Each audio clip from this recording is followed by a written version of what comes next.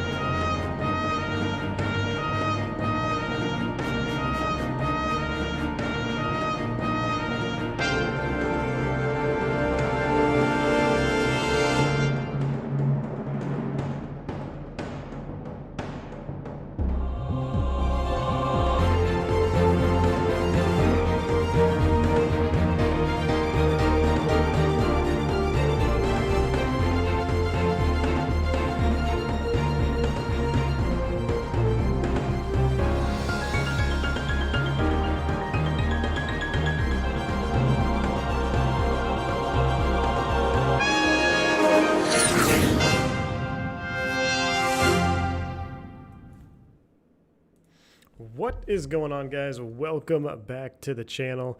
Good to see everybody here today. It is a very, very special day. I'm going to just come out and say it right away. This is probably my most anticipated stream I've done this year. I think so. I mean, it really is. This is going to be something special, guys. I hope you are ready to enjoy some beautiful Boeing 747-200 action. This is the Felis 747-200, which is still in closed beta, but it is imminent for release. That's all I got on information for release date. So don't even start asking when it's going to be released. It'll be released when it's done. But I just want to do a checkout flight in this aircraft. So if you're unfamiliar with the channel so far, we're going to do a 20,000 sub tour in Asia. We're going to head over to Asia. We're going to be taking the 747-200 over there. So before we take it over there and do some complex approaches, we must first do a checkout flight. This checkout flight is going to be a series of stalls. We're going to do some slow maneuvering, some steep turns, and then my favorite part is the approaches. We're going to do just a standard hand-flown approach. Then we're going to do an ILS approach with an extreme crosswind to a go-around, and then we're going to do an auto land, all in the 747 jumbo jet. Volume up a little bit. Here, let me go ahead and crank that up for you, man. It was down 1 decibel. Don't know why. But what's going on? Good to see everybody here. Blue Mac, Brian Harris, Anthony Anderson, Dougal McTavish, Wojtek, Andy, Robert S., Scott Rashley, Sam, good to see you here as well, my friend. And, of course, everybody else who is tuning in just now. So, guys, this airplane is, if you don't know already, is definitely a little bit near and dear to my heart. My mom actually worked for Pan Am as a purser on the 747-200 shortly. So this is just something that I have been itching to get my hands on and take it for a quick flight. I've done this flight profile one time just to make sure I could do it without crashing. And let me tell you, this airplane is extremely unique in both its handling characteristics and how you have to manage this airplane. In my opinion, I've got a lot of my favorite airplane. If you guys know, 727 is probably my favorite commercial jet. This one is definitely a very, very close second. But as far as X-Plane is concerned, guys, this is my favorite X-Plane 11 aircraft to date. I'm just going to say it. The way you have to manage this airplane, the way you have to be in tune with this aircraft is like no other add-on that we have in X-Plane, in my opinion. The 727 is very close in terms of engagement that you need to have in order to fly it properly, but this one is even more so than that. So I'm going to get in here. I'm going to kind of go through how I set up the airplane. I use the checklist that comes through the system from Felis. It's a really fantastic checklist. And I know there's some things I'm probably not doing in order that's not 100% by the book correct, but it's kind of what works for me. And you have to have a systematic approach on breaking down this cockpit. So if you're ready, let's go ahead and jump in here. Welcome to the 747-200 cockpit, guys. The sun is coming up here. It's a beautiful day at Payne Field. We're going to get this airplane fired up from completely cold and dark. So it's going to be a little bit challenging for me to be interactive with the chat here during the initial setup. I'm going to take some breaks here as we complete the setup phase, and I'll be engaged with the chat. But mostly, guys, this is kind of a special thing for you guys to see the handling characteristics of this airplane, because I'm kind of blown away about how this aircraft behaves. So first things first, up to the, not that panel. Let's go over here to the flight engineer panel. We'll go ahead and get the battery online first. With the battery online, I do have external power connected. As you can tell here, I'm going to check my AC volts. That is good. That is connected. So we're going to go ahead and close those there. We'll get on to the ground power bus. Now from there, from the ground power connected, I'm going to hop up to the overhead, and we're just going to kind of work our way through the overhead systematically. And I like to kind of divide the overhead in sections. So kind of how the panels are dividing the overhead panel, I'm just going to work my way down. So you've got all your flight controls, hydraulic power, all this stuff. We're going to skip all this. Nothing needs to be touched here. Auto brake can stay off. Anti-skid, we'll just go ahead and arm that. Body gear steering, we're going to leave that. We're going to put that in the arm position for now. As far as the INS, today's flight, we are not going to be using the INS for navigation, so we're just going to end up doing a quick line.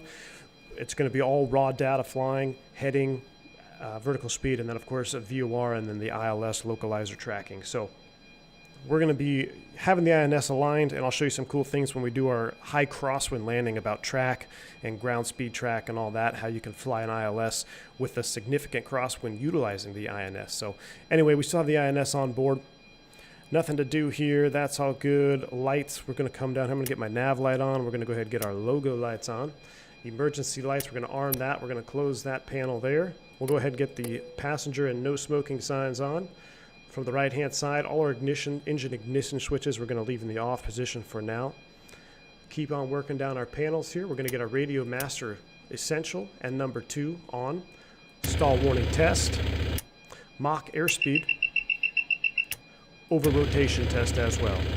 Nacelle anti-ice can be off in this position. Wing anti-ice will leave it off. Prof heaters will leave off. We'll get the window heats online. And from that, we're going to skip over to the flight engineer panel. And as I go down the flight engineer panel, let's come up to the top left corner here. We're going to get our galley power on here. We'll do override for that. Auto on the fan. That looks good. Kind of deviating up these panels here as I go across. Trim air valves open on the ground. Humidifier not on below 10,000. We'll leave that. As far as the packs go, we'll get our packs online. We don't have any bleeds right now, but we can go ahead and get our recirc fans on. And our vent fans. Gasper fan, we're going to leave that off for now. Pressurization. Panel looks set for right now. 2909 is the standard altimeter setting, so that's fine. Moving over here to the right-hand side. This is something very cool in the 7.4, the fire test. Now, this is very similar to most aircraft, most commercial jets that I've flown, such as the Embraers or the Airbuses, we all have a fire loop detection system. Now, each engine is equipped with 2 fire loops, A and loop B. You can have a failure of one loop and it will not trigger a fire. You can have a failure of another loop, of the loop B, with A working, and it still won't trigger a fire. Both loops have to fail within a specified amount of time. Now you can actually demonstrate this here on the test here. So I'm going to do fire test A. Looks like we're going to have to get some light on. And I do fire test B. You can see the loops work. Now if I do both of them, we get an engine fire warning. So you have to have both loops to fail. Now let me back away from this panel here, see if I can find some lighting for this now. Let's go ahead and brighten it up here. Get some panel lighting up there. There we go. All right, so we've come down there, we've done our fire loop test. We're gonna go ahead and leave the hydraulics in the off position. That looks good. And come down here. Brake temperatures all look fine. That's where you would monitor your brake temperatures. I think I hit the test button there. There we go. That's why. You can see the overheat light comes on. Anti-skid. Everything looks good. Jettison fuel panel back here. Perfect. Will 614, hello there. I wish great fun with this bird. Thank you, Will. It's going to be a lot of fun. All right, so now that we've got that kind of overviewed, I'm going to get some more lights here. Get this set up here. Beautiful lighting in this airplane as well, I will admit. Beautiful, beautiful lighting. All right, now what I wanted to do is overhead, main background, and then we'll come down to the pedestal down here, get some pedestal lights on. There we go. That looks good. All right, we're going to go ahead and start a before start checklist here. Now, this checklist system, and actually before I do that, let me back up. Let me do my passenger loading so you guys kind of get an idea of what I'm doing here. So for this test flight, we're just doing a very moderate load. I've got 180 people on board. We're going to take 2,000 pounds of ballast. This would all be ballast in real life, ballast testing anyway. You'd probably load sandbags or however they would deem to load the aircraft for testing. So I got 180, 2,000. We're just going to do an instant board and load. From there, we're going to go to the refuel panel, and I want to have 100,000 pounds of fuel on board. So we're going to go 100,000 pounds, and we're just going to do an instant refuel. There we go. So that's how we're going to set up for this flight. Now, of course, you'd modify that with your sim brief when you're doing a real flight A to B. Then you're going to be modifying this a lot more. But this is for the test purpose of this flight here. All right, so our fuel loading is done. And for the INS, like I said, we're just going to do a quick align because we're not going to be using the INS on this flight. It's all going to be raw data flying and VOR flying. So I'm just going to go ahead and hit quick align. You can hear the switch. It clicked our nav system or our INS into the nav position. All right, from here, let's go ahead and start the before start checklist. I really love how they have this laid out. It may look overwhelming at first, or it may look busy, but I think this airplane captures that old rustic, by the book, heavy manuals. I mean, I can practically smell the Jeppesen charts in this airplane just with all the attention to detail through these checklists. So I love the way they got it laid out. It really brings you back to that old school type of flying. So let's go ahead and start the checklist here. Before start checklist, please. Gear lever and lights. Down and check. Brakes. Parked. Start levers. Off. Radios. Hold on. Oh, you know what I forgot? Forgot a switch already. On and check. There we go. Flight control hydraulic power. On. INS. Check in nav. Compasses. Slaved. Window heat. On. Seatbelts and no smoking. On. Emergency lights. Armed. Exterior lights. Hold on. So for the exterior lights, he wants a beacon Check. on. We're going to turn it back off. Flight instruments. Check. Altimeters and clocks. Let's verify. We got 1013. Set and cross check. Radio INS switches. Oops. Radio. Radar and transponder. Damn. Standby. There we go. Indicator lights. Check. Oh, we got Engine and wing tests. anti-ice. Off. Stall warning. Check. Mach airspeed warning. Check. Auto brakes. Check and off. Body gear steering. Arm. Anti-skid. On. Autopilot and flight director. Check and off. Takeoff warning. Takeoff warning, old school. We're going to shove the thrust levers up. Check. Bring them back down. Auto flight enunciators. Check. GPWS. We just checked Check. Instrument warning. Check. Flight director computer selectors. Check. Instrument source selectors. Normal. Reserve brake valve. Closed. Spoilers. Down. Static selectors. Normal. Oxygen mask and regulator. Check and emergency off. Brake pressure. Check. Stabilizer trim. Check and on. Rudder and aileron trim. Check. Checklist completed.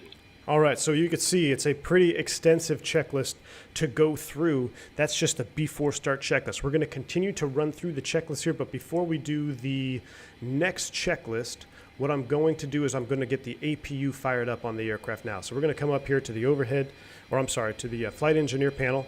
We're going to get our fuel pumps online. If I can figure out my camera views there, sorry about that. We're going to get our fuel pumps online first. So here we go, boost pumps, 1, 2, 3, 4. 1, 2, 1, 2, 3, 4. That is good. Actually, we don't need these because we have no fuel in the center tank. So we'll go ahead and leave those off. Now let's come back to the APU panel and we'll go ahead and start the APU.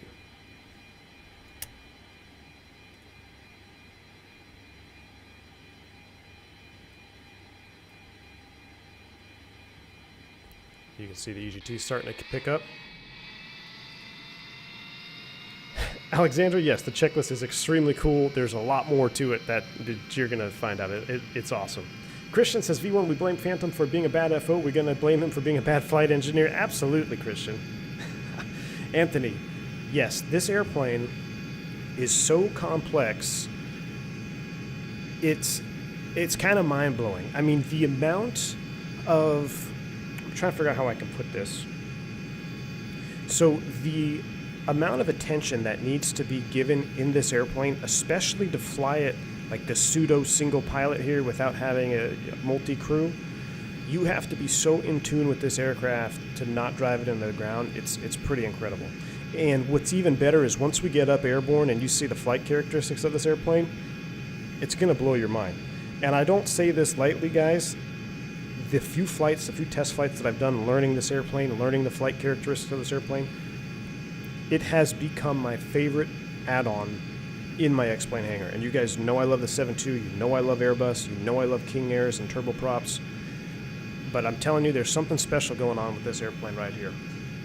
All right, so it looks like, or sounds like our APU is spooled up. So what we're going to do now is we're going to go ahead and go on to the APU bus. We're going to close these, we're going to close that, and then we'll disconnect from the ground power. So I'm going to come over here, and what I should have done, I've already kind of made I wouldn't say a boo-boo, but what you really need to emphasize is before switching over loads like that, you want to check your volts before you switch loads. So I should have checked APU Gen 1 and APU Gen 2 to make sure we had proper electrical power before just switching over like that, but we got it on board. So now we can go ahead and disconnect Cockpit the to GPU ground. Disconnect and ground the power. chocks. Cockpit to ground. Remove the chocks. And from this point, I'm going to go ahead and get the bleed valves open, and then we're going to turn on the APU bleed Ground as power well. Get some air disconnected. blowing open here. Shocks removed. Bleed air is open. You can see airflow is now in the green, and that is close. All right, cool. We got some air blowing in here now. Galley chiller, we'll go ahead and turn that on. Monitoring our amps, see the amp change. All right, so now I'm sure I forgot multiple steps here before we start the next checklist, but now we're going to just go into the flight engineer checklist. So I'm going to scroll over here. Checklist. Before start, flight engineer checklist. So let's go ahead and run through this one. Battery. On. APU panel. Check.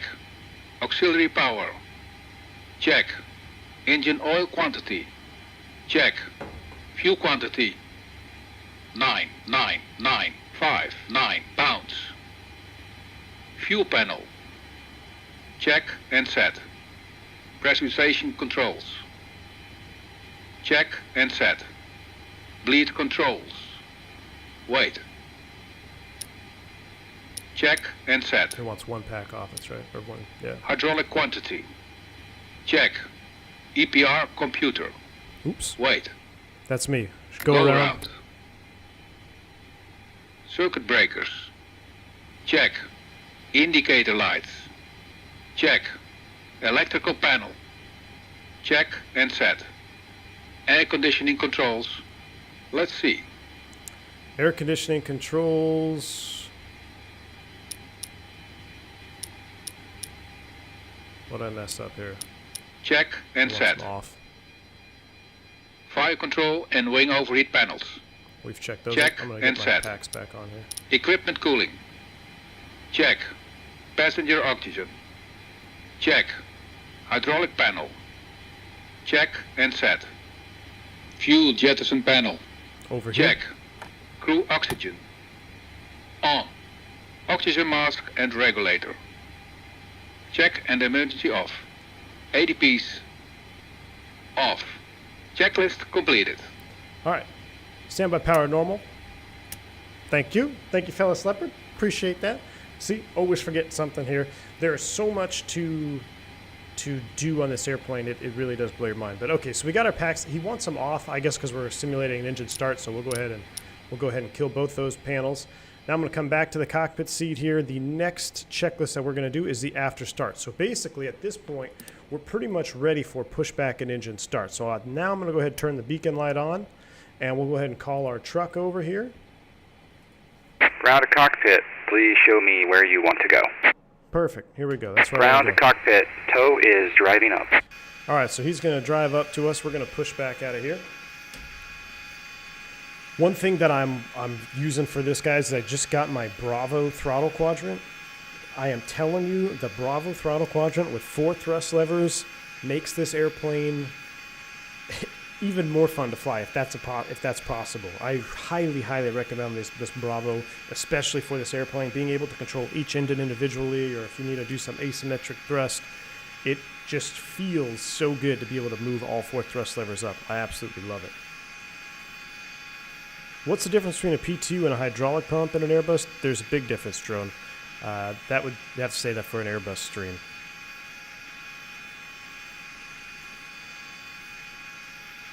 Okay, all doors and hatches are closed, ready to connect.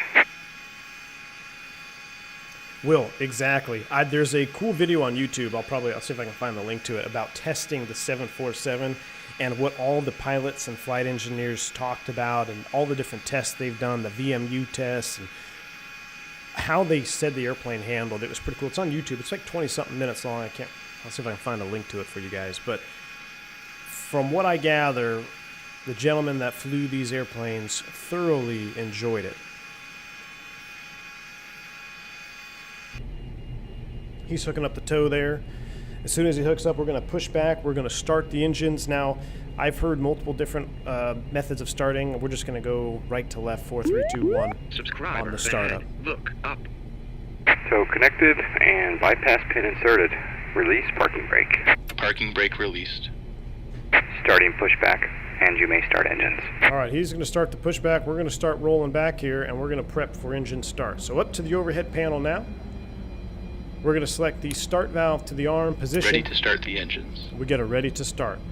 Ready for engine start. You have system 1 and system 2 for each engine. We're just going to use system 1, and we're going to go 4, 3, 2, 1. So we're going to click and hold the ground start. Starting engine 4. Starter valve open. Starter valve's open. Now I come back here. Flight engineer is monitoring N2 back here. Once it reaches 20%, he's going to let us know. We'll increase fuel.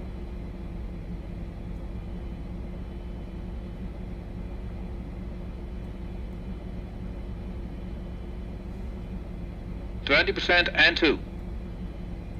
Fuel on.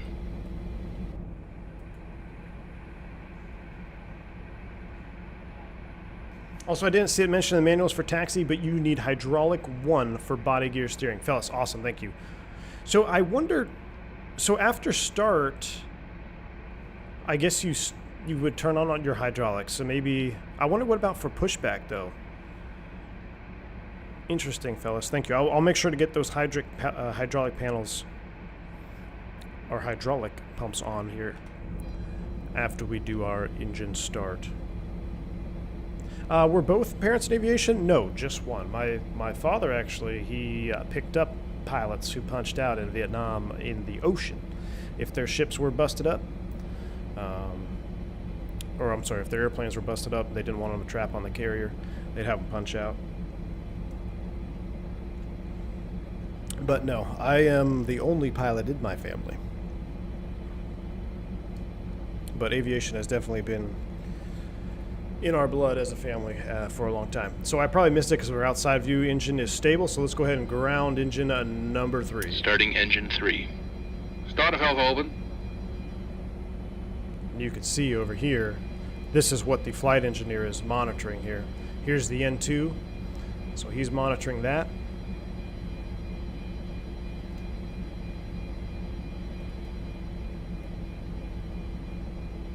%, and 2. Fuel on. You can see the EGT light off. Light up. Beautiful.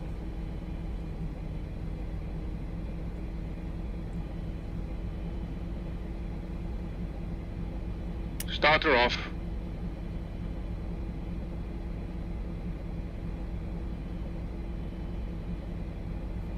Engine stabilized. All right, let's go ahead and start engine 2. System 1. Starting engine 2. Starter valve open.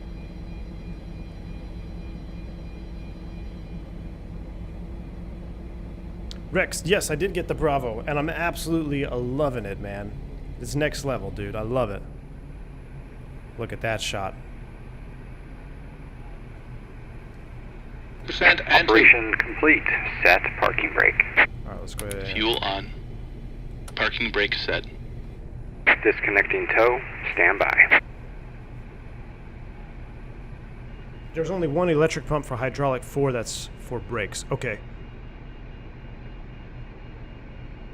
That's what's strange. They require ADP off, but how to pressurize hydraulic 1 for body gear steering. Interesting. Yeah, so see, that's something that is interesting. I'm not exactly sure how that would work. I'm gonna go through it just the way that I've been doing it because I know that it works. Engine 1. Starter valve open. Valve open. But I would definitely like to see get the answer to that at the very end.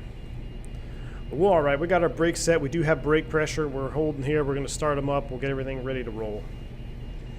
What you modeled here is if you leave all packs at 80 feet on, bypass pin AP has will have a been hard removed. time starting the engine. Hand It will signal start, will but be on much the slower. right. We'll Wow. see you next time, and have a great flight. All right, thanks for the smooth pushback. That is pretty cool.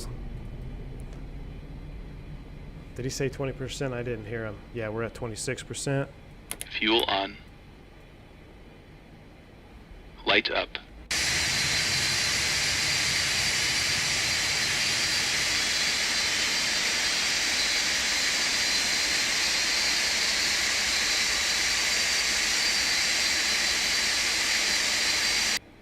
Engine stabilized. All right, engine stabilized. So starter valve off, close that. We're going to leave those off for now. Probe heats can come on over to the flight engineer panel. We're going to go ahead and, before we do that, Gen 1, 2, 3, and 4, close. That is good. I'm going to put that back on Gen 1. And we don't need aux power anymore, right? So we close that. We can kill the bleed air. We can stop the APU. That's on. That's in auto. Everything looks good there, so I got to come down here, make sure I don't miss anything. That is in normal. Check that.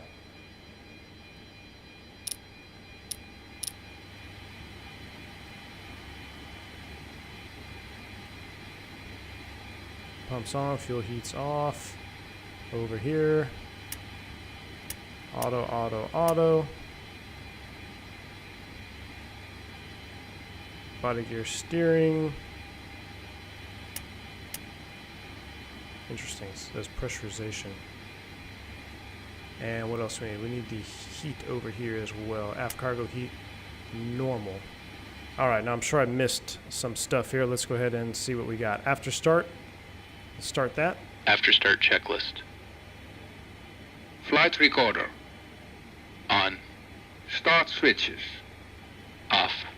Beacon lights. On. Brake pressure. Check. Start levers. Idle detent. Engine anti-ice. Off. Electrical panel. Check.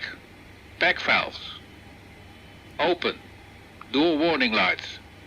Out. Hydraulic panel. Check. Flight recorder. On. After start checklist completed. All right, so you kind of saw me flip through something real quick here. Performance calculations. Very neat how this works here. You can load it from the sim load sheet. We're going to do a flaps 10, our takeoff CG 27.4, our takeoff weight 530.6.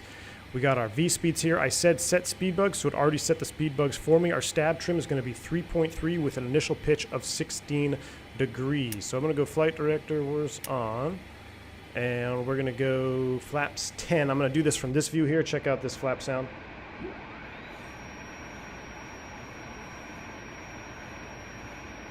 I love that. That is one of my favorite things, is seeing these big leading edge slats just come out and hang out under the wing. Absolutely awesome. Make sure I did indeed set it to 10. I did. Flaps 10, and I said stab trim needs to be 3.3. So we're going to set 3.3 on the stab trim, and we're actually going to have to go nose down, green band select.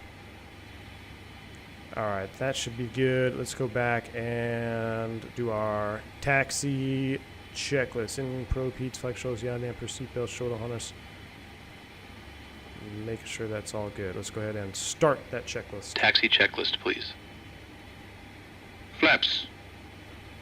Flaps 10. Flaps 10. Takeoff data. EPR and airspeed bugs. Oh, come back down here. Takeoff Set data. and cross check. There we go. Stabilizer trim. Set in green band. Probe heat. On. Flight controls. Oops. Here we go. Flight control check. Check. Yaw dampers. Check. Seatbelt and shoulder harness. Check. APU.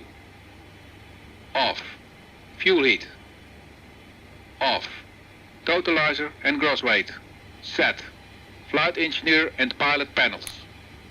Check. Aft cargo heat. Normal. Seatbelt and shoulder harness. Check. Taxi checklist completed. All right, we got our taxi checklist complete. Let's get our turnoffs on and the inboards on. Cinematic taxi out. Here we go.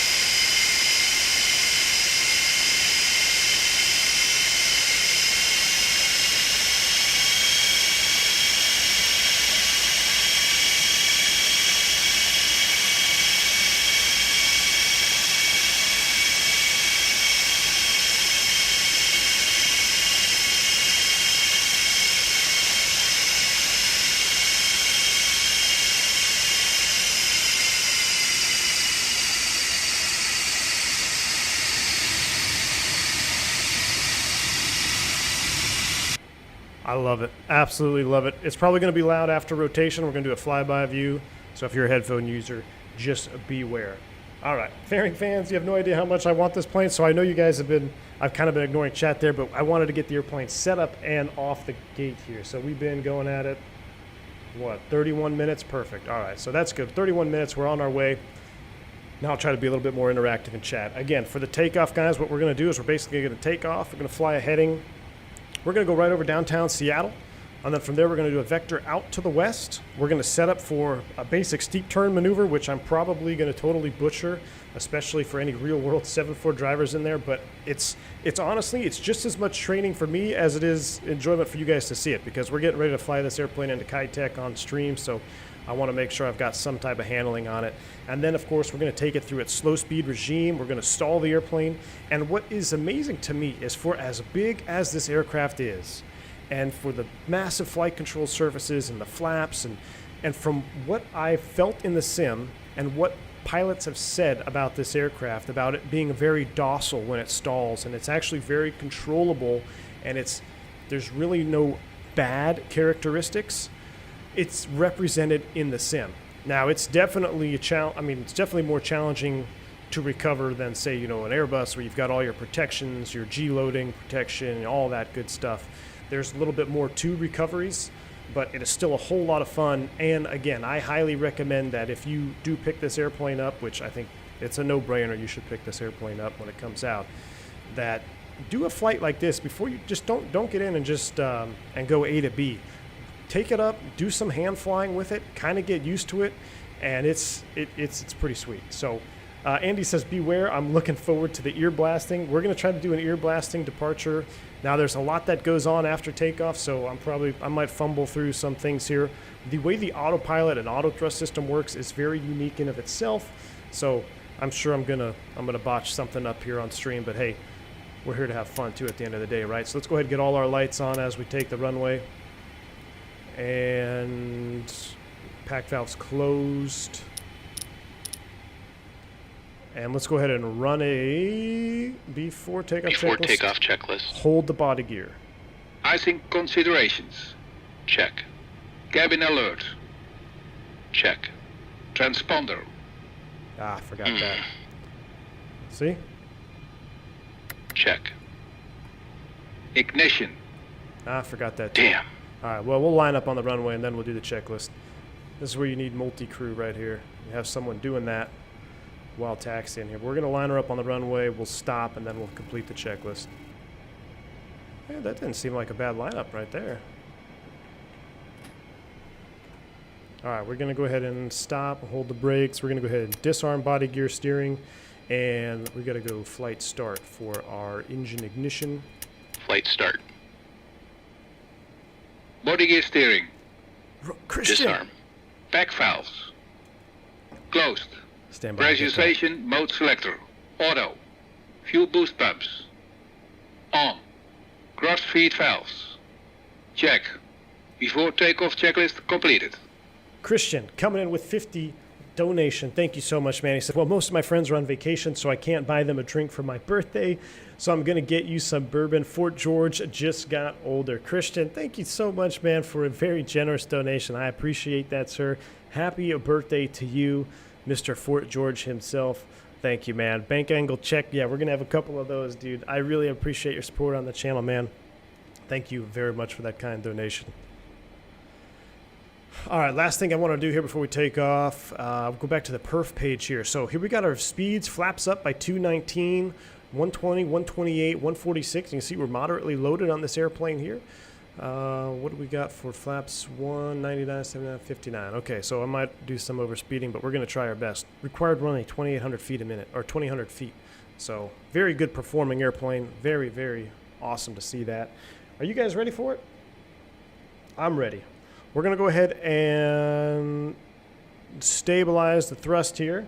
What I love about the Bravo is I can kind of stabilize it like I saw a couple of YouTube videos of captains setting the thrust on the 74200. It looks really stiff, and they just kind of work them up there nice and slow. And E per set. Here we go.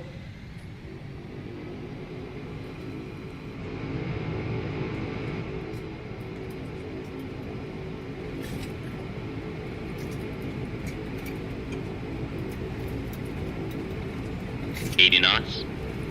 Thrust set.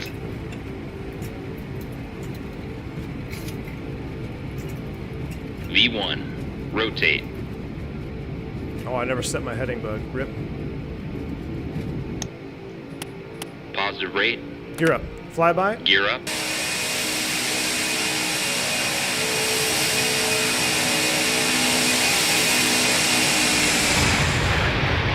Oh, yes, sir.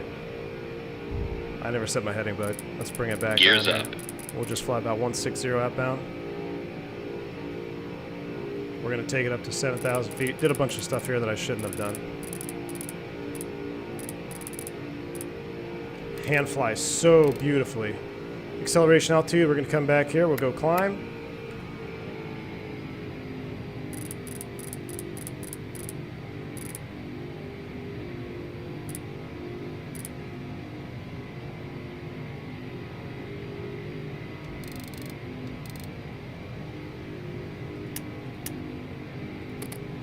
Oops, I want speed. There we go. Definitely need that flight engineer back there. Oh, that's Mach. Not what I want. I'll get it eventually. Third time's the charm.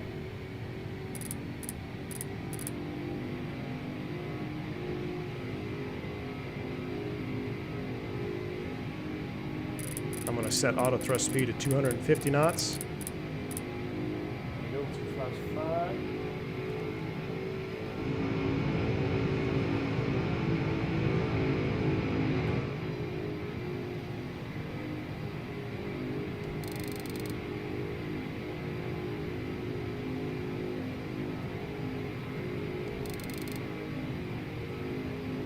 I'm going to set a vertical speed.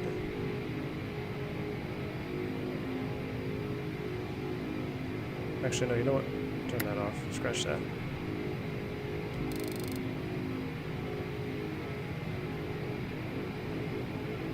Flaps up.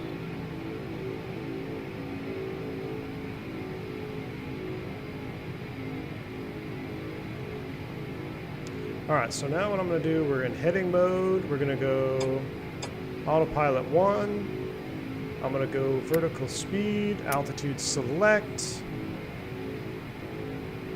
We're coming up to 250, flaps up. Let's go ahead and go off here. 1,000 to level off. Let's go packs on. Let's run an after takeoff checklist, and we're going to start enjoying the views here. After takeoff checklist. 1,000 to level off, altitude select, Gear lever. speed. Off. Landing and logo lights. We're going to skip that. We're going to leave them all on below 10. Oops. Dang it. We're going to skip that item.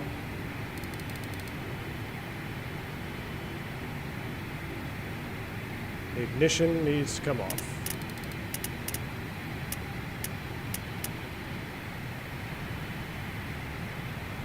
Ignition. Check. Seatbelts and no smoking sign. Check. Back valves. Open. Fuel heat. Let's see. Auto. After takeoff checklist completed. We've done it. All right. Now we can breathe a little bit. Now we can breathe a little bit, guys. Sounds are definitely sexy, Andre, or Alexandra. I believe it. Jeremy, I enjoy the sounds. I really enjoy the sounds, especially the growls there on takeoff. The fan blades are cutting through the air. Exactly. Flying this thing like an Airbus crab maniac. Hey man, I got to stick with what I know, right? So we're back into a speed hold here, 250 knots, altitude select at 7,000 feet. Going over downtown Seattle, we're going to break off to the west and we're going to start doing some flight maneuvers. And this is where it's going to start getting really, really fun. I love that altitude horn too, man. I'm loving it. Here we go. We'll take a look at downtown Seattle as we go over from the wing view here. But I know I was kind of ignoring chat there in a while until we got airborne, but we had to get airborne because now we're going to start getting into the meat of our stream here where it gets really fun. I love the engine textures on this airplane too. Seeing that fan big spinning over there. So cool. This is just, I can almost smell the grease and just old airplanes. If you've ever been in an older airplane, it has a certain smell to it. And this airplane, this X-plane module kind of makes me remember what that smelled like. I don't know what it is. It's just so cool. You got to be so engaged with the airplane. You even seen, I mean, I've done a takeoff a dozen times already, and I'm still fumbling around trying to get it to do what I want. But it definitely is going to take some practice. but I love the amount of work that you need to put into this airplane in order to be engaged with it. All right. So we've pretty much flown over downtown Seattle. Let's go ahead and break off now. We're going to go about 270 on the heading, and we're going to start getting set up for some maneuvers. The first of which is I'm going to attempt to do some steep turn flying. So I've done the steep turns in the Beluga. I did it in the Airbus. We did it in the A310. And what really is good about doing steep turns in the airplane is you really kind of understand, you get a feeling for what the airplane is doing with its lifting surfaces, and once you get past about 35 degrees angle of bank, you really start to feel that nose drop, so you got to get that back pressure in there. Use of rudder coordination on this airplane is a big deal. One tip that I will put out there, and if I'm sure Felis or any other 7.4 drivers in the chat, that over control on this airplane will kill you, especially if you get in a bad state or an undesirable aircraft state low to the ground. So we're going to be up at 7,000, 8,000, 9,000 feet doing our maneuvers. We're going to be pretty safe, but over controlling the aircraft is what can get you in a bad position. So remember, less is more, and just be smooth on the controls. She's a big girl. She will react to your inputs. Sometimes you just got to give her time to fully commit. So I'm ready to do it. Are you guys ready? Aviation Guy says, Yo, V1, is that your pilot voice in the fly-by-wire 320? Yes, it is, man. It is my voice indeed. All right, so we're level 7,000 feet here. What we're going to do first, like I said, steep turns. So another tip that I'm going to give you guys, especially if you're flying with the Bravo throttle, you got 4 individual thrust levers. A lot of you guys seem to get uncomfortable with EPR. If you want to look at your N1, I mean, you could do your N1 if you want to, but the proper way is to kind of monitor your EPR gauges, and you're going to set power, set thrust via your EPR. So before I disengage everything, I know to hold 250 knots clean here, I'm needing about 1.11 or 1.12 on the EPR gauges. So that's going to be my baseline. Now, as I commence the steep turn, I'm going to have to add a little bit of thrust, and then I'm going to know when I roll out of that steep turn, I'm going to bring it right back down to our baseline of pretty much 111s or 1.2. So that's how we're going to set thrust. Have a baseline before you disengage everything. We're 250 knots here. Let's go autopilot off. And I'm going to go ahead and disengage the auto thrust. And I'm going to just go ahead and bring my thrust. I got to match up where my thrust levers were here. About 111. Let's go ahead and set that right across the board. All right. Thrust is set. As we roll in, oh, one more thing. Let's turn off the flight directors. Here we go. We're going to roll in to the left. As I roll in, I'm going to use a little bit of back pressure. Rolled in at about 7,100 feet. Now I'm going to bump that thrust up. Keep that bank angle coming. 45 degrees angle of bank. A little bit of nose up trim. Look at my speeds dropping, so I need a little bit more thrust. Need a little bit more thrust. Holding 7,100 feet there. About 1.15 on the EPR. And we're still a little slow. Get a little bit more thrust in there. And I can really start feeling that nose want to move around on me, want to drop. I get that. I still need more thrust. Look at that. We're still slowing down. Let's get a little bit more in there. Let's go about 1.19. Now that thrust is coming up. We're still holding about 7,000 feet. I'm really looking at this gauge here instead of the instantaneous vertical speed. Or else if you start chasing that VSI needle, you're going to be oscillating all the way around back and forth. So I know we started at 7,100 feet, so I'm just going to maintain 7,100. Let's do a flyby shot of a 7.4 in a steep turn.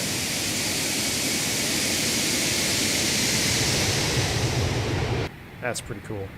All right, here I come. 360 as I roll out. Nose down trim. Don't over control the rollout. Immediately start getting that thrust back because I know she's going to want to accelerate. 111s on the EPR. Look at that, rolled out on a heading of 360, 7,100 feet. We got a little slow on the initial roll-in. Definitely a bank angle check. But, hey, I think that was pretty good. Pretty good for the first one. All right. We can see here on our map we did our nice 270-degree turn. Now the fun part. Let's go ahead and do some slow fight. So I'm going to bring the thrust back.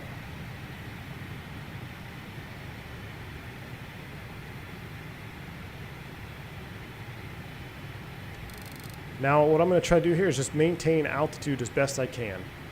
So I've got the EPRs 1.0. Thrust is coming back, some nose up trim. As we start slowing down, we're going to start getting our flaps in there. We're going to do a flaps 10 slow flight, and then we're actually going to go into a flaps 10 stall. So let's go ahead and go flaps 1. Flaps 1.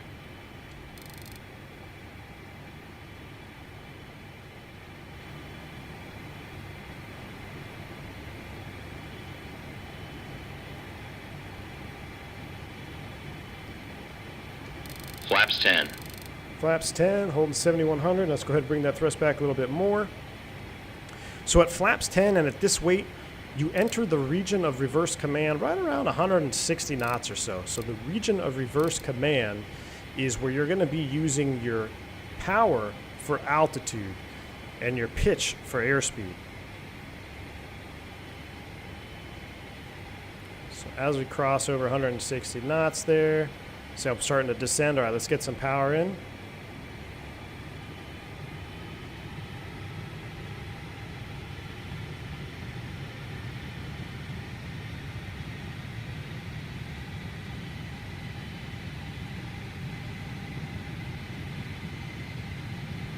All right, so we are right about 140 knots on the verge of a stall level. This is what a 747-200 jumbo jet looks like in slow flight.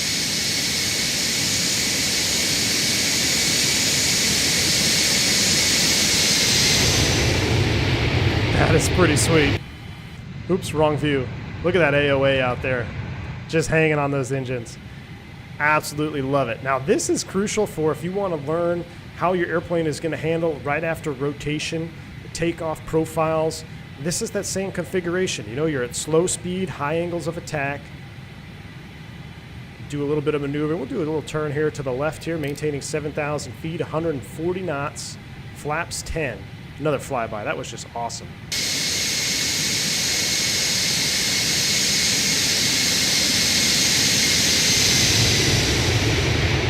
Get it away from the city here. All right, we're going to roll out away from the city, and we're going to transition into a departure stall. So I'm using, man, I should have my yoke up so you could see my inputs that I'm putting in on this.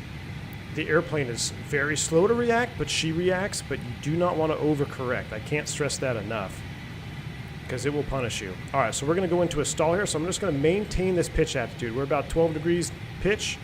I'm going to walk that thrust back, and we're just going to maintain pitch attitude here until the airplane breaks into a stall.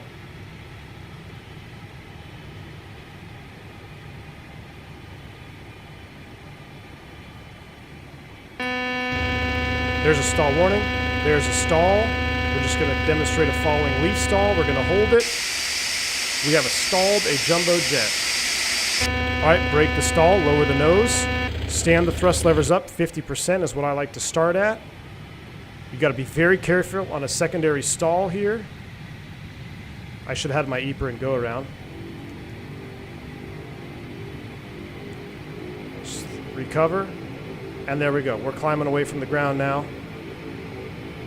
Watch those EPRs bringing back within limits 1.32. I should have been set at GA on the panel down here. There we go. That's what I should have my EPR bug set at.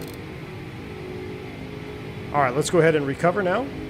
Well, we already recovered pretty much, but we're going to transition into a landing configuration stall. So we're going to go gear down. Gear down.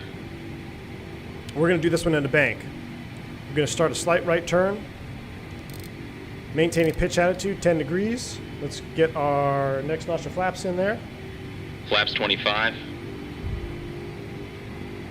Gears down, green light. All right, let's go full flaps, power to idle. Flaps 30. Hold this pitch attitude. This is an approach to landing stall. Maintain coordination with your rudder.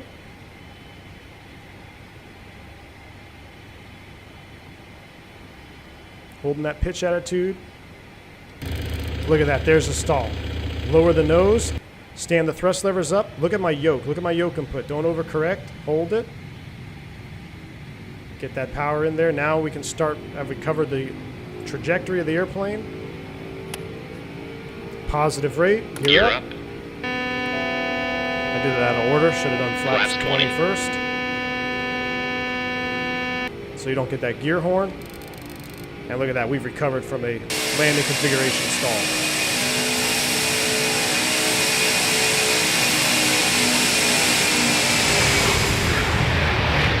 Bank angle check. All right, let's go ahead and completely recover the aircraft now here at 8,000 feet. We're going to level off, speed up, and clean up.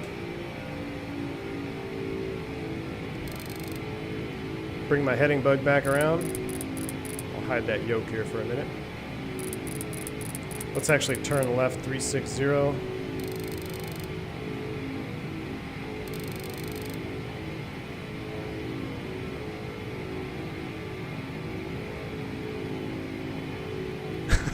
I'd say this area looks populated. It is a little populated. I'm sure they went a little further out before they did that.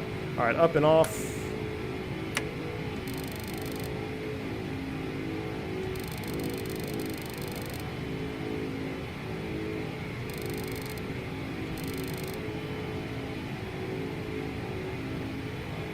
Why do I go 50% first with the thrust levers and then instead of recovering? So you got to be careful, especially with these engines that don't have a FADEC protection. Flaps up. So what I do when I say 50%, what I'm really doing is I'm standing the thrust levers up. Now this is going to be different when, depending on what type of hardware you have.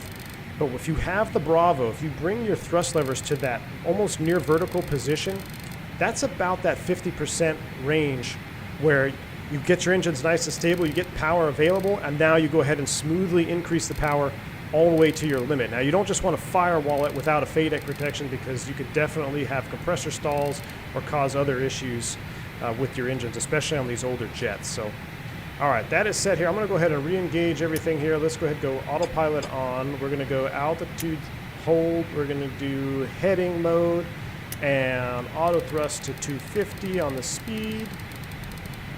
And we are cleaned up and ready to rock. So now, let's go ahead and get rid of that. And let's start thinking about approaches. So we're going to start off with basically a hand flown ILS approach. Pretty boring, but we're going to do it just for training. We need 117.2, which is CVV, and we're going to fly direct to that. So let me get my course dialed up here. Glide slope alive. About 330. Let's go ahead and start headed towards that.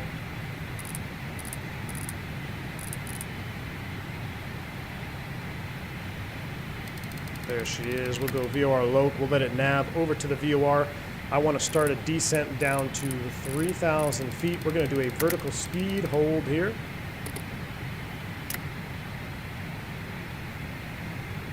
I should have done altitude select first. There we go. Vertical speed. And we'll do about 1,500. We'll do 2,000 feet a minute, 250 on the speed. We're navving to the VOR.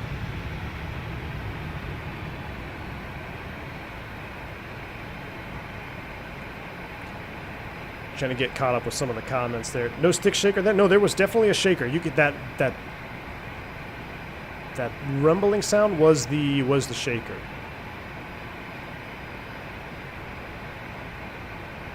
Why do you bring gear down? Won't gear cause a little bit of a stall? So we did two stalls. We did a departure stall and we did an approach to landing stall with the landing gear down. All right, so now we're outcell, descending down to 3,000 feet, 250 knots. Let's start prepping for a basic ILS approach here. What we need to do is, we're actually going to have to overshoot that and come back around, but that's fine. 109.3 is what we're going to dial in nav2, which it already is. That's good. We got our heading bug. What's going to bring that back around? After we get to the VOR, we want to track outbound on the 089. So I'm actually going to, we'll just sync it up here for heading bugs. Our DH is going to be 200 feet.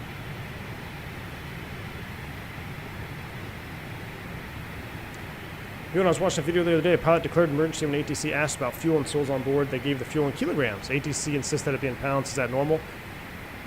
I think it would depend on where you were. I'm kind of surprised that he insisted it be in pounds. But where was that emergency at? That's an interesting one.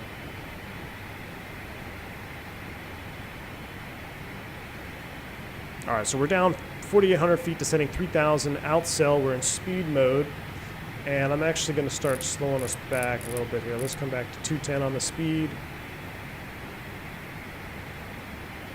We're going to have to do some type of almost a makeshift procedure turn before we get set back up. All right, that click. We're going into altitude hold. 1,000 to level off. 1,000 to level off. Check. What we need to do now is start prepping for descent and approach. But before we do that, let's get our performance calculations here. There's that level off. Beautiful. All right, let's go to landing performance. We're going to load it straight out of the sim right now. These are our speeds. I'm going to go ahead and set speed bugs. Our VREF for this approach is 135 knots, so you can tell we're definitely pretty late. Landing weight is 515,000 pounds. Landing CG 27.5% Mach. We got no winds, calm day. Min brakes, medium brakes, and max brakes required. We're going to be going into a go-around on this anyway, so I'm just going to set min brakes. And we are leveling off 3,220 on the speed. So what we're going to do now is I'm going to turn the aircraft to intercept this outbound radial, which is 089. So first things first, let's go heading mode. Course select 089.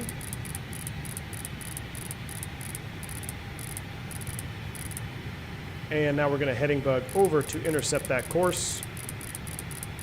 And that'll set us up for an intercept of the localizer. We're going to do a go-around on the first two landings, my friend. We're going to do a go-around on the first two landings.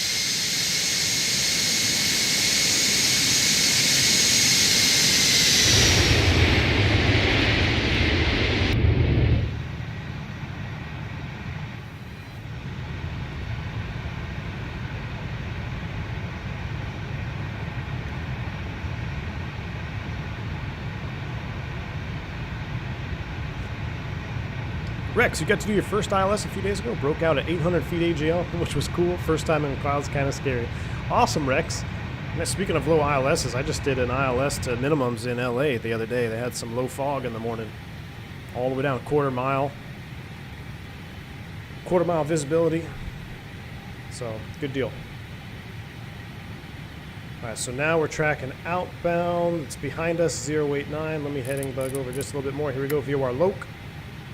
It's going to track 089 outbound, and now we can start prepping for our approach and landing. So let's go to our checklist and start the descent approach checklist, please. Seatbelts and shoulder harness. I must have missed the... Check. Seatbelts and no smoking signs. On. Anti-ice. Off. Exterior lights. Check. Outer brakes. Low. Radio INS switches. Radio. Flight director computer selectors. Check. Brake pressure. Check. Spoilers. Damn. Armed. Altimeters. 1013. Set and cross-check. Flaps 5. Landing data, EPR and airspeed bugs. Set and cross-check. Seatbelts and shoulder harness. Check. Fuel panel. Check. Fuel heat. Let's see. Oh. Fuel heat for approach needs to come back off. Off. EPR computer. Should we go around? Go around. Cabin altitude. Check. Circuit breakers. Check. Approach checklist completed. All right, we're flaps 5. 200 knots. Let's bring it back to flaps 10.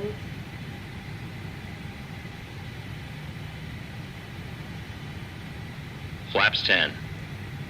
And let's verify what we're doing here. So we're tracking the 089 or outbound until intercepting WebV, which is going to be a DME off of pane, which is 13.9 from DME 2, which we need to set up pane 110.6. So I'm going to set 110.6 here in the secondary nav. You can now see I got DME 2 set up. I'm also going to switch the localizer here to nav 1 momentarily, which is going to be 109.3. And 110.6. Beautiful. All right, we're looking good. We're tracking outbound. Yeah, the flight engineer is a real flight engineer on the 747-200.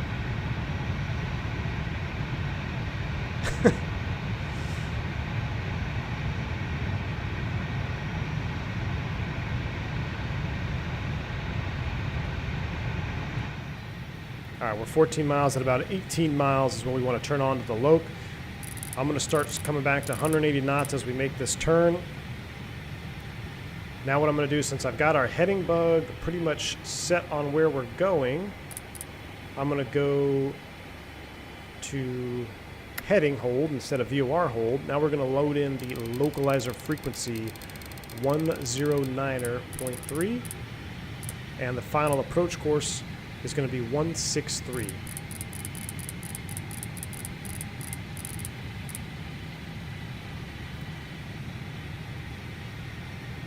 Webby's at 13.9, so you can see we're definitely getting close.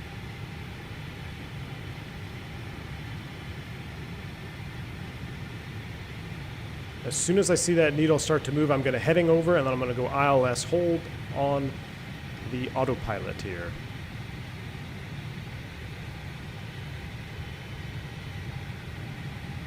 Looks like it's starting to move. He'll actually call localizer alive, which is pretty cool. Localizer alive. There it is. I'm going to start it over and go straight into ILS. Glide slope armed. We're capturing the ILS.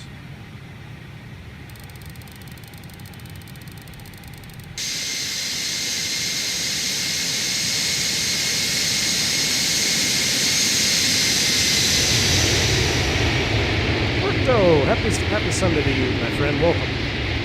We just captured the ILS for our first attempt here at an ILS. We're going to hand fly this one, then we're going to hand fly this into a bulk landing go around.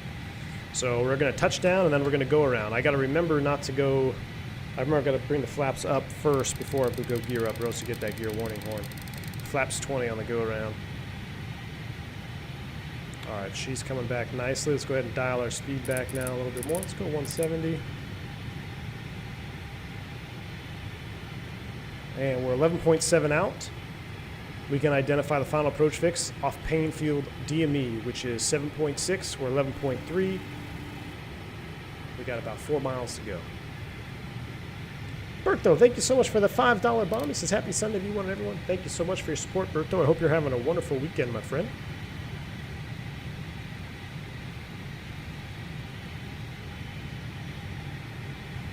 All right, next checklist is going to be our landing checklist. Make sure flight start, everything is good. All right.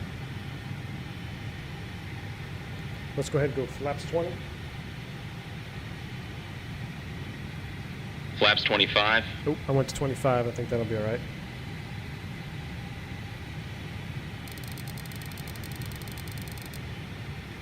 Nope, I should have went flaps. See, that's my bad. That's why we're training.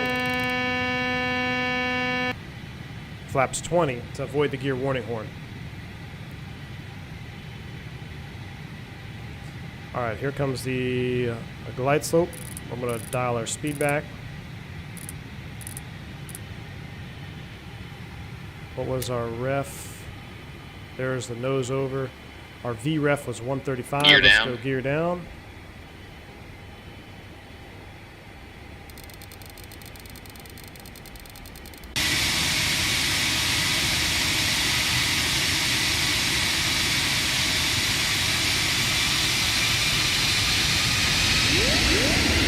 Flaps 30. Flaps 30. 140. Our V ref is 135, so we got 140 on the hold. Go around is armed. Let's do our landing checklist. Landing checklist. Gear. Down and check. Down and check. Flaps. Flaps 30. Flaps 30. Ignition. What? Dang it. Flight start. My bad. Anti-skid. Check. Altimeters. 1013. Set and cross-check. Landing checklist completed. So, if your VREF is 135, would you fly VAP at 140, or would you correct for that? That's my question for Sword in the chat there. But at our current weight, we're super light. The VREF is calculated at 135. So, all right, landing checklist is complete. Let's just take a beautiful look at this airplane outside real quick. Look at that. cannot wait to have this puppy on the circling approach on the Kai-Tech. All right, here we go. Back inside. We're going to hand fly this one in, so we'll get the volume back up. Let's go autopilot off. Now, remember, I'm going to look at 111 here on our auto thrust. I'm going to move my thrust levers to match that, and here we go.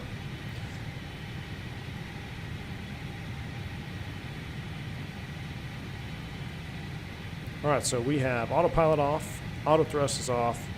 We're hand flying this one. We're going to touch down, and I'm just going to go straight into a go-around, kind of like a bulk landing. Now, this airplane, I've noticed, if you're fast, especially at light weights, you will get high on this glide slope. You very easy to destabilize an approach, which I can see myself destabilizing right now. Look at that 1 dot deflection. 1,000. Terrain. That's a nuisance warning there. We'll also get a sync rate here, which I'm not sure why. I think that might be a little bit of a bug. This is also not the final version, so. All right, there we go. We're kind of back on it now. Don't sink. 500. Still a little bit high. That's right, we're going around anyway, but good practice here. It's kind of a weird sloping runway. There's a kind of a big burble there at the 1,000-footers. Approaching minimums. Always at 5 on Boeings? Awesome. This sight picture's so weird. 50, 40, 30, 20, 10.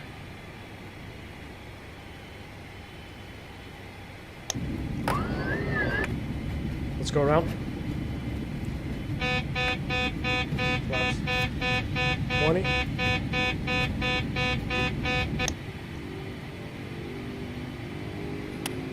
Positive rate, Gear you're up. In the go around.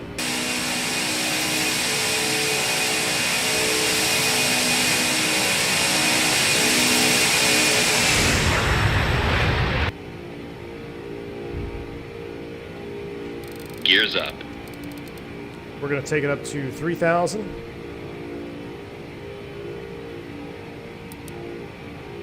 Acceleration. I'm going to go back to heading mode. We're going to fly straight out. 2,500 to level off. Or 500 to level off. We're at 2,500 feet. Wheel this back up.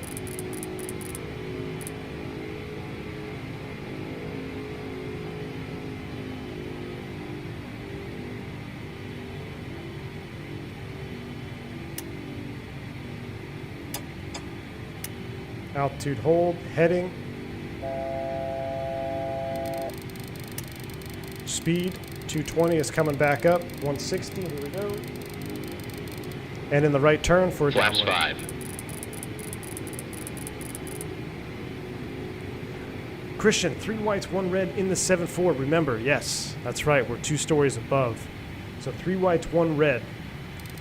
Not a bad go around there. Let's go ahead and clean it all the way up. We'll accelerate 250. Or 240. How about 240? We're light enough.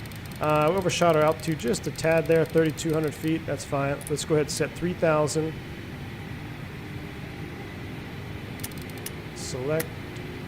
See, I'm doing it out of order again. Vertical speed. Altitude select. There we go. She's coming down. She's capturing it now. And we'll go ahead and turn all the way around. 330 on the heading.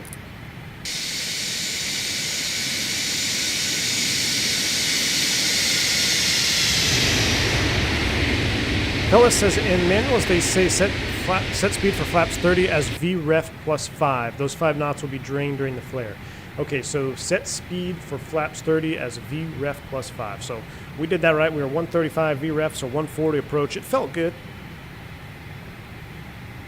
It felt good. Got a little high there towards the end, a little bit of a float. That's because we are super light. All right, so this next one is going to be where it gets interesting, and I actually had a engine pod strike on my first attempt, so I hope we don't do it again. We are going to add a wind layer here, and we're going to do it straight out of the east 090 degrees, and basically at the ground level.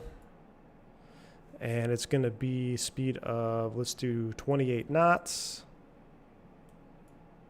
Apply changes. This is where it's going to get a little bit sporty. So I'm going to come over here to my INS, make sure it is in track and ground speed mode. So we'll actually have our ground track on the INS. And you can see this track diamond. It's called the track diamond here. I'm going to zoom way in on it so you can see what I'm talking about. This diamond, when you're operating in crosswinds, is definitely going to be definitely want to be something you want to include in your scan, especially when you're getting onto an ILS, you're trying to track a VOR. So that's our track diamond. That's the actual aircraft track over the ground. All right, let's go ahead and go 3. Let's track diamond so we're parallel to the outbound. We're still 109.3, 163 inbound course, 250 knots. We're looking good. Let's go ahead and dial back that speed now. Let's come straight back to 180. It's the Felis 74200, Donald Jones. All right, back over here. I'm going to go back to my perf data. So you can see we're burning a lot of gas here. We're down to 134. Reset the bugs. So we're going to be 139 on VAP. Let's extend the flaps 5. Love that flap sound. That is so cool. All right, so this is going to be a crosswind approach and landing, and we're actually going to go around on this one as well. It'll be a bulk landing. Let's bring it to flaps 10. Flaps 10.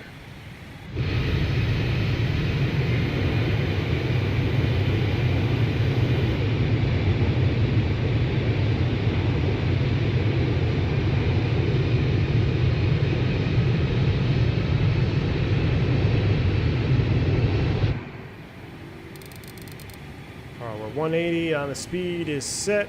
We're tracking outbound. We're 6.8. The final approach fixed at 7.6 DME. So we'll go out a little bit past that, and we're going to make a short approach right back in.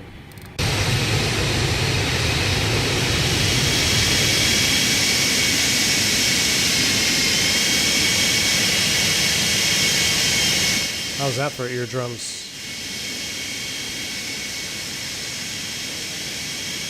What a beautiful sight, though.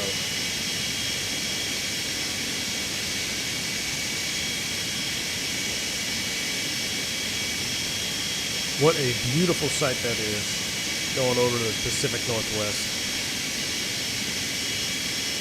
I think my favorite part's got to be these big old leading edge slats on that 200. Christian says try and do a bounce landing into a go-around. We're going to try to not do a wing pod strike on this one. So we got a 28 knot direct crosswind. And this is where, check my thrust power. Uh-oh, what'd I do? What is up with that? You know what that is? That's my Bravo having noise.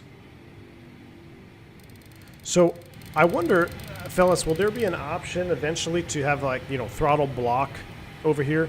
Because I'm noticing that's the one thing with my Bravo, and I don't know if maybe it's because the tension is too tight. I haven't adjusted it. I just took it basically out of the box. It is pretty stiff, but it does get some noise on the Bravo quadrant. It'd be nice if we could block it out. I don't know, maybe in the future or something. But yeah, that was kind of a weird vibe there. All right, we're 10 miles out. Let's go ahead and turn inbound. So this approach, and especially go around, is going to be a lot like that departure stall we did, where we were kind of in the turn, and you were really trying to feel the flight control surfaces and not overcorrect. You do not want to overcorrect on this go around with a 28 knot direct crosswind, and you got to make sure you don't hit those wing pods. We'll do a replay of it too as we come back around. What I might do is I might just take, if my thrust keeps doing that, I might just start doing manual thrust here. Just one more thing to have to do manually, but I love it. I mean, I love that challenge. Absolutely awesome. All right, because we got such a crazy crossover, we're going to come back to 170 now. She's sensitive on the intercept. Flaps 20. Flaps 20. See, every time I adjust my flap lever, that's when the throttles get all wonky.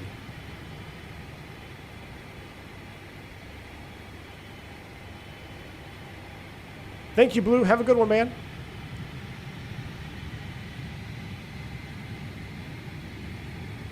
All right, we're 10.2 miles out. Now I can see my track diamond is a little bit closer in than I want it to be, so I'm going to actually fly a little bit steeper of an intercept with my heading, but I know my track diamond is about a good 10 degrees opposite of that.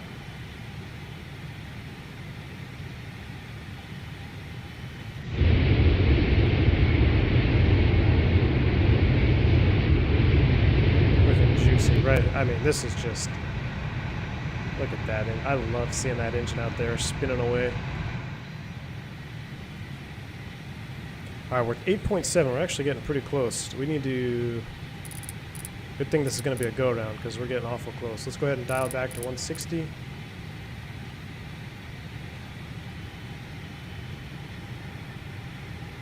So we're actually above the glide slope now. Wow, the wind pushed us way off. All right, so that's all right. We're going to go ahead and turn it off. We're going to hand flyer. We're going to start our descent down. We're going to go gear down. Gear down. We're going to kill the flight director on this one. We're going to be purely visual.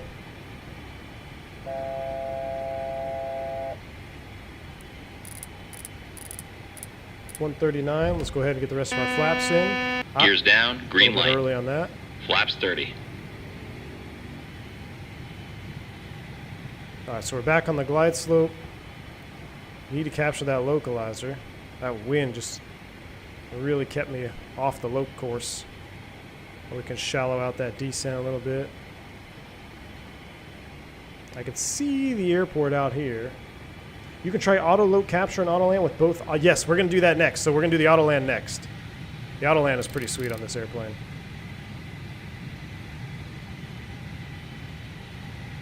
I just can't believe we were that far south of the loc course.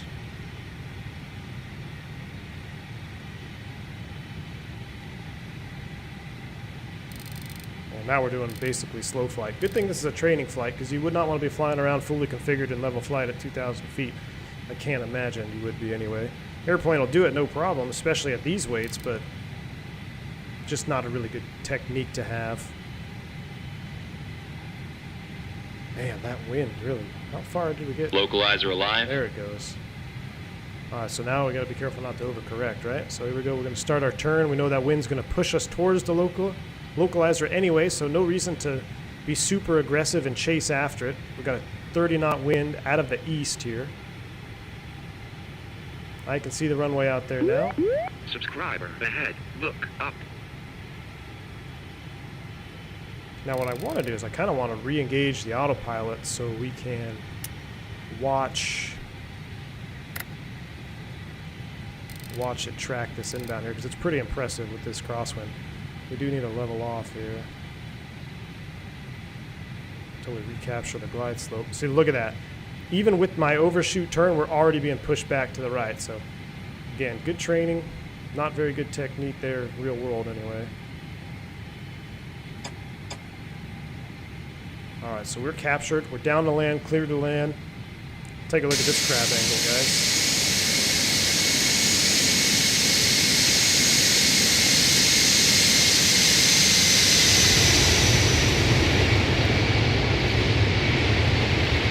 Look at that. That's one hell of a crosswind. All right, looks like we've captured up.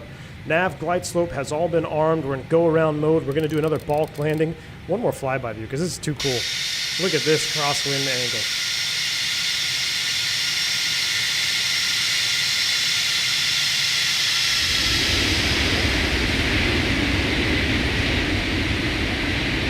That is awesome. Let me get on the center line. How cool is that shot? I haven't done that ever on stream. That's pretty cool. I like that.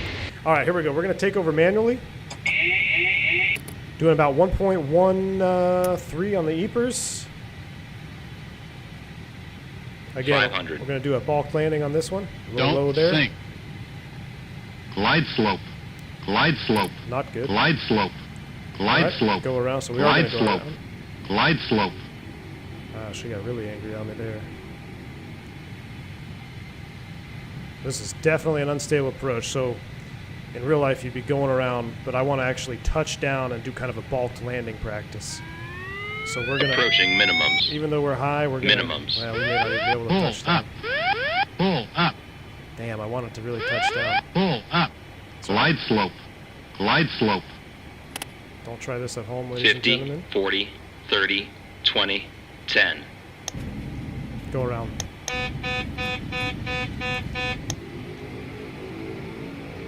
Jeez. Flaps 20. Positive rate, gear up. Gear up.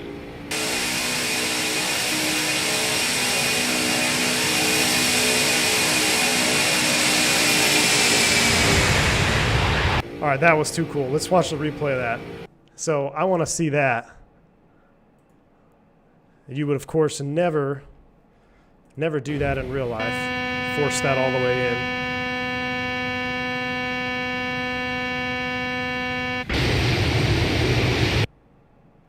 All right, here we go.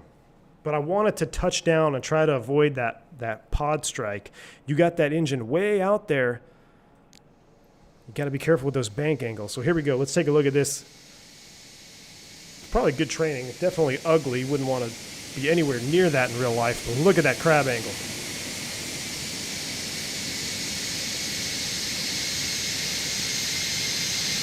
You and me both, man. IGS 13.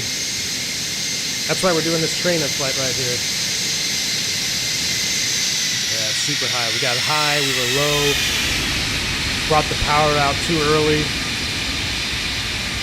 Let's see what it looked like here.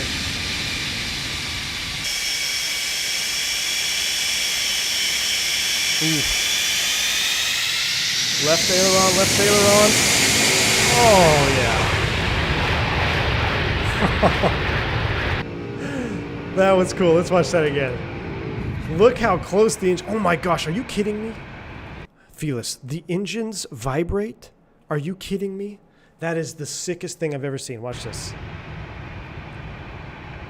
It was awfully close, Anthony. Awfully close to a pod strike, but I don't think we did. That's what I was... When I practiced this, I couldn't believe how close you... Look at that engine flex. That is awesome. Oh, almost. Let's watch one more.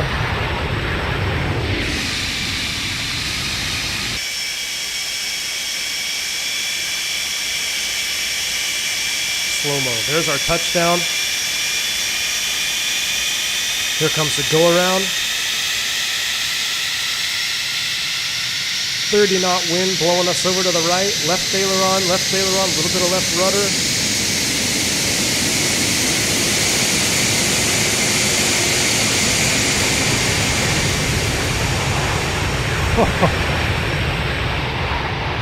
Look at it weather vane into the wind. Look at that. That is awesome. All right, let's go ahead and see if we can continue the flight here. See, get caught up here. Out of replay mode. Let's see if we can recover. That was awesome. That was just too cool to see that.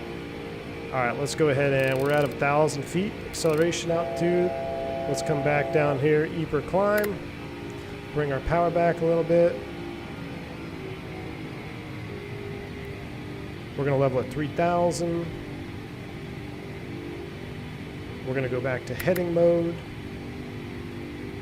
Altitude hold. And we got to remember to clean her up as well. So doing everything at once here. Altitude 240.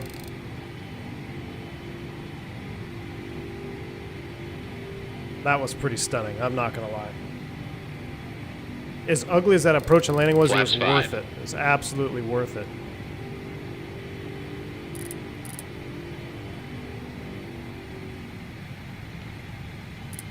Whoa.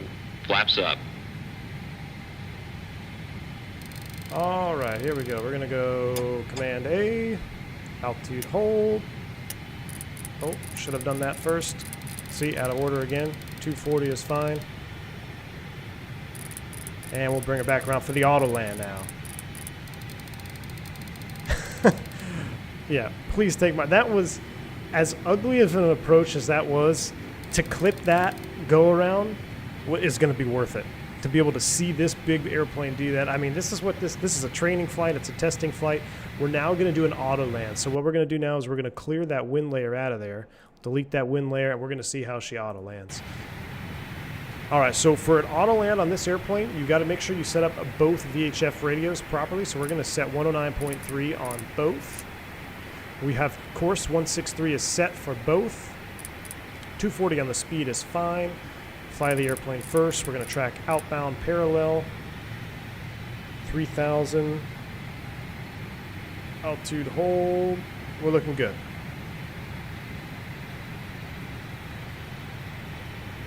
All right.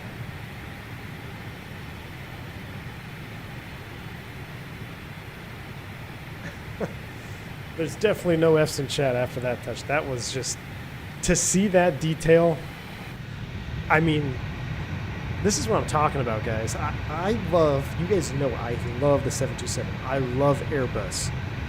This airplane is the most enjoyable airplane that I have flown on X-Plane. I cannot stress that enough.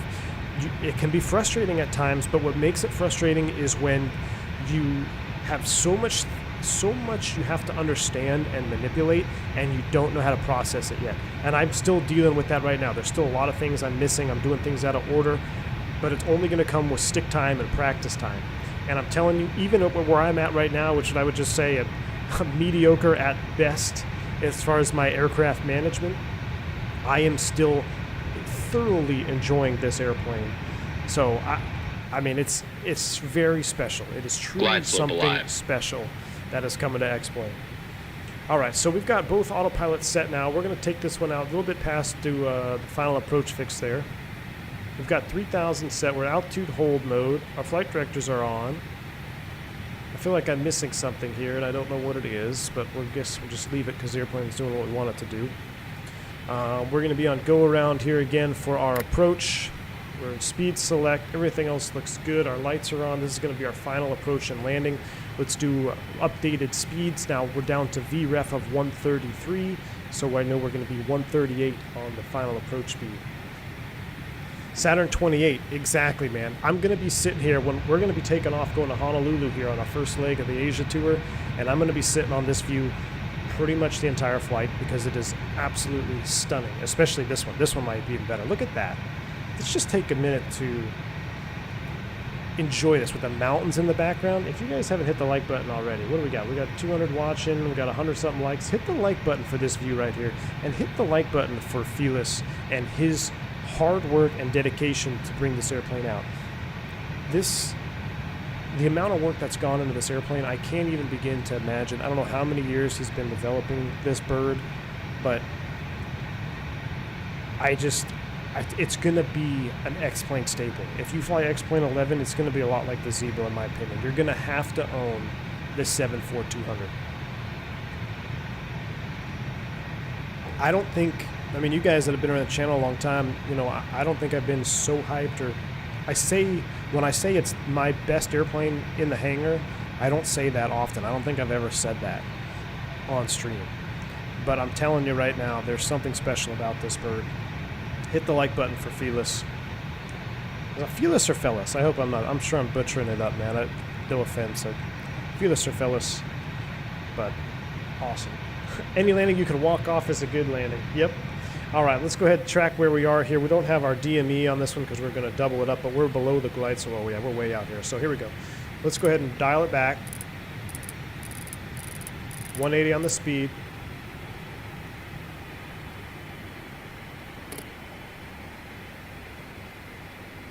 We're going to go heading mode all the way back around.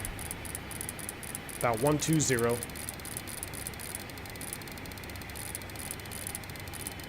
And let's go ahead and go flaps 5. Actually, we'll go straight to flaps 10. We'll love that. Look at the work under those leading edge slats. She'll be coming around the mountain when she comes. Okay, conditions for auto land. Both nav systems and frequency set pitch attitude Set pitch mode to land and engage second autopilot. Exactly. So we're going to set pitch to land. We've already got both VHF radios set. We're going to engage the second autopilot. Oh, we got to go to land mode first. So let's go ahead and spin her all the way around. So you're trying to do things out of order again. But yeah, you got to have both nav frequencies. You got to have both autopilots engaged. And you got to be in land mode. 160, flaps 20. Flaps 20. Land mode armed, autopilot or command B engaged. So now, in the Airbus, I always teach you live and die by the FMA. This is pretty much an FMA. What's the technical term for this? Flight annunciator panel or flight, is it flight mode annunciator panel? That would be FMA. There's got to be an instrument, no. Whatever this panel is, I'm sure there's a name for it. Live and die by that as well. So just like in the Airbus, live and die by the FMA, or live and die by it here in this airplane too. So we're 160, we're flaps 20. As soon as we get on the glide slope, we'll go gear down, flaps full, configure to 138 knots, and we're going to just let her auto land. How much time before the tour, Jeremy? I'm thinking this week. Jeremy, I did see your message on Discord, man. Hey, no worries, man. Don't sweat it. If it's not ready, it's not ready. And I'm actually, the first leg, Jeremy, is going to be to Honolulu, and then we're going to be going from Honolulu to Kai-Tak. So you've got a little bit of time. I think our first leg to Honolulu will probably be during the week this time. Maybe Wednesday would be a good day for that. I got a special stream we're going to do tomorrow. I'm going to show you guys something else. Localizer alive. You've got some time, my friend. No sweat it. Here comes localizer alive. Here we go. Let's fly the airplane. We are now armed. It's still the FMA. Leading edge slats. Thank you, Tony. Dimitri says, take my money. I'll be divorced by Christmas. Yep. All right, so here we go. We are captured on the localizer. Beautiful lineup. Ground speed is 170. We're tracking 174, 170 knot ground speed, so it looks like it's reading off the INS. Beautiful. It is FMA. Don't remember what it means. Flight mode annunciator would be my guess. That's what it is in the Airbus anyway. Andy says, as much as I love the Airbus, I can sense a frustrated 7-4 pilot trying to burst out. Oh, as much as V1 loves it. Wow. Yes, Andy, you're right, man. This airplane makes me feel like I was born, a decade or two too late. This would be something special. I got a good friend of mine, good friend of mine, went to flight school together. He flies a 747-400. But this old 200 is something special, man. I can't imagine going across the pond in this bad boy or doing the IGS approaches. It's unreal. All right, here comes our glide slope. We got 3,000 for the go around. Gear down. Here we go, gear down.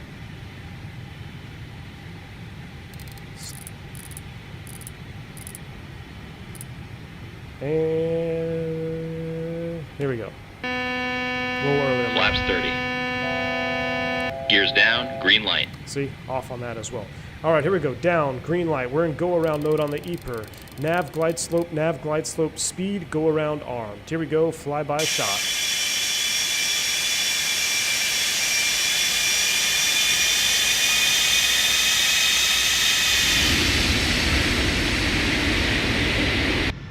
Giving the engines a lot of love. Look at these big old trailing edge flaps back here. Subscriber ahead.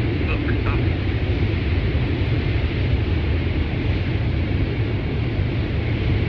Big old trailing edge slats. Big old, I'm so excited. I don't even know what a slat is and a flap is. You guys know what I mean. That's a beautiful shot right there. The mountains in the background. All right, let's continue to monitor. We will get a flare mode arm here. And let's actually go up to the overhead. We're gonna see how we can stop her. This is gonna be max auto brakes. We'll go max reverse thrust. Felis takeoff or landing data tells us that we could land at 4,500 feet. So we'll see what happens here. Ant, you're absolutely right. I got somewhere to put my lunch. Uh-oh, I just bumped my thrust lever. Uh-oh. Get her back under control. See, I bumped my Bravo, and then it all gets noise. That's just Bravo problem. Wow, look at that asymmetric thrust. Almost throw us off the course there. Dimitri says Olympic Airways were one of the first airlines to adopt this plane. Iconic, legendary view over the Athens sky. Yes, sir. That and Pan Am, the 200 especially. Autoland status arm. Autoland arm. Look at that. Beautiful. We got flare mode armed. I believe so what's really cool, if you guys didn't know, real quick, we'll get this in for landing. There were 5 7.4s that they used for testing, and they each had a team, and they would all try to compete with each other to, get further data. And I believe flight test aircraft number 2 was this Pan Am livery right here. And they had put a big old nose cone on it to see different bank angles and all that stuff. 1,000. Pretty cool. All right, here we go. 1,000 feet stable. Terrain. Nuisance warning there. Check. Bank angle. Check. Technically, it's a leading edge flap. Thank you. See? Leading edge flap. Don't sink. Check. Don't sink. 500. Why are we off course a little bit here?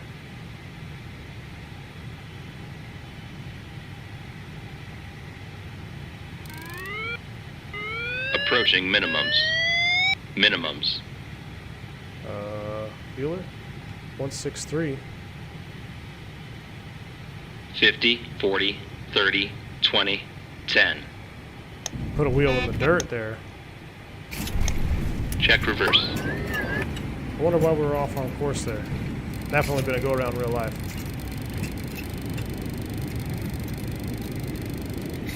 Out, off, reverse. 60 knots. Look at that, ladies and Auto gentlemen. brake off. Welcome back to Payne Field in the 74200.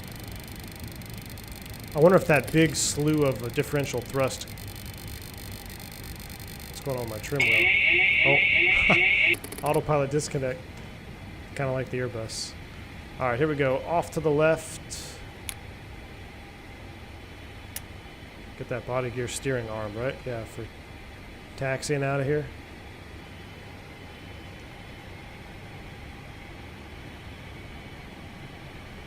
Yeah, I think my throttle, when I bumped it, I had that big differential thrust. It threw her off the final approach course.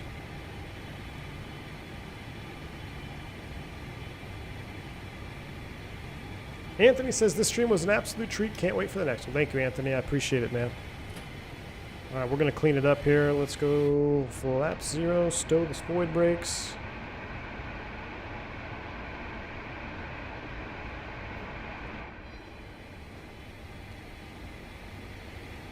Imbalance thrust.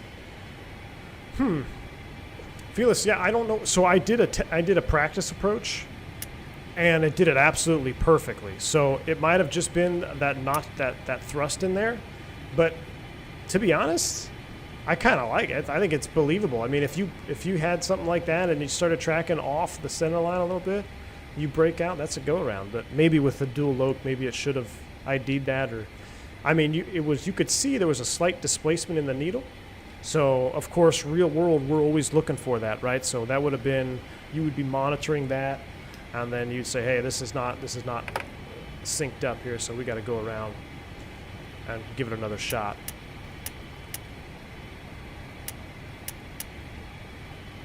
Now we're going to pull it over here right below the tower.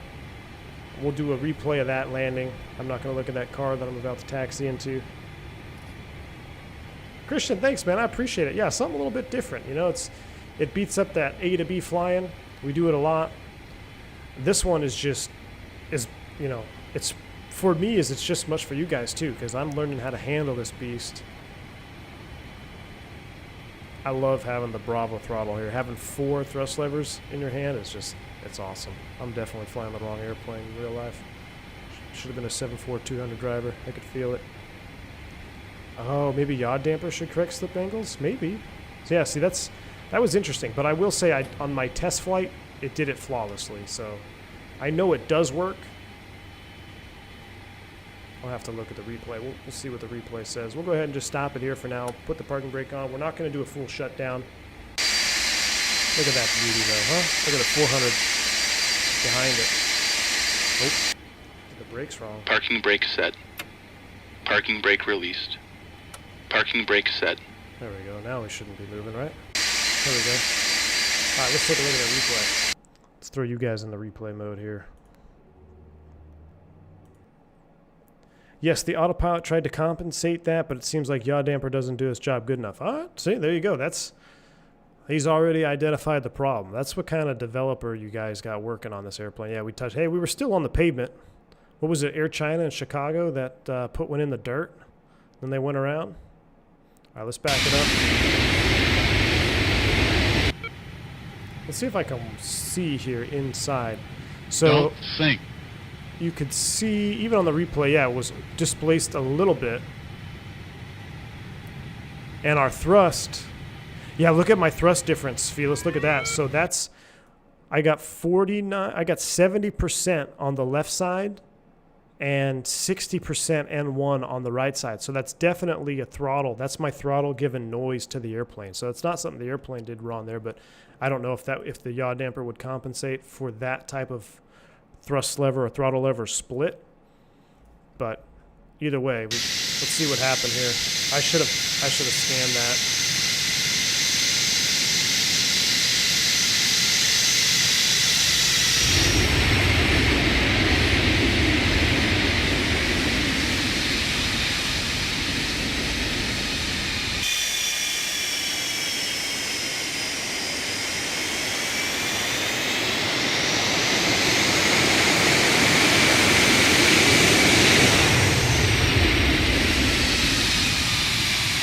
Got her down and stopped pretty good. There's only one tower? Yeah, there's only one tower view. Alright guys, I'm going to let you guys watch some replays here of this bird as we come down. It was a Dynasty China Airlines that dug the dirt in O'Hare. Okay, Dynasty 001, there you go. Exactly. Yeah, they actually they hit the dirt there coming over in Chicago. But huge shout out to Felis and the work that he's put into this airplane. I mean, it is unbelievably awesome. Look at this. Look at the leading edge flaps retract there. Look at the pod shaking. Are you kidding me? That is the kind of attention to detail that we need in X-Plane that even some large developers fail to bring to the sim.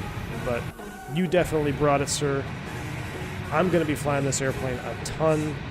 It's definitely my favorite that I have in the hangar right now. I can say that without a doubt. Got a lot more practicing to do, a lot more studying to do. But as far as I know, the release is imminent. It'll be ready when it's ready. Huge shout out again, Felis Leopard. Thanks again. Guys, I hope you enjoyed the stream. Mods, sponsors, thanks for hanging out with me here.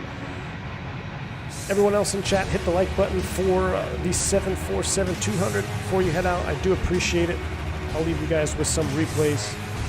Until tomorrow, guys, be looking around for a special stream coming tomorrow. I got something really cool I want to show you. Until then, guys, I'm V1. Stay safe, stay healthy. See ya.